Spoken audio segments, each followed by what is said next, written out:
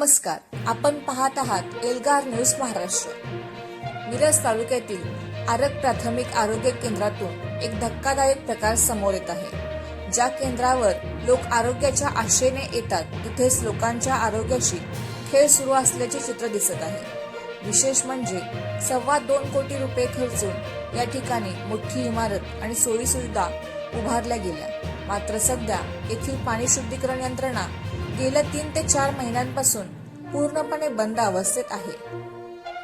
या आरोग्य केंद्रावर केवळ आरगच नाही तर लक्ष्मीवाडी, शिंदेवाडी, लिंगनूर आणि खटाव अशा अनेक गावातील रुग्ण उपचारासाठी अवलंबून असतात।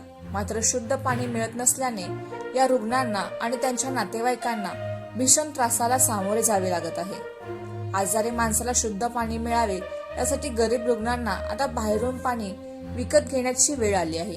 मिळालेल्या माहितीनुसार ही कोट्यवधींची यंत्रणा दुरुस्त करण्यासाठी केवळ 70,000 रुपयांच्या निधीची गरज आहे। मात्र आरोग्य केंद्र प्रशासनाने या दुरुस्तीकडे साफ दुर्लक्ष केले असून इतक्या किरकोळ रकमेसाठी ही यंत्रणा धूळ खात पडून आहे। प्रशासनाला रुग्णांच्या हालापेष्टांची काहीच देणे गेले नाही का, असा संतप्त सवाल आता नागरिक विचारत आहेत। ही यंत्रणा तातडीने दुरुस्त करून रुग्णांची पाण्याची सोय करावी अशी मागणी आता जोर धरू लागली आहे।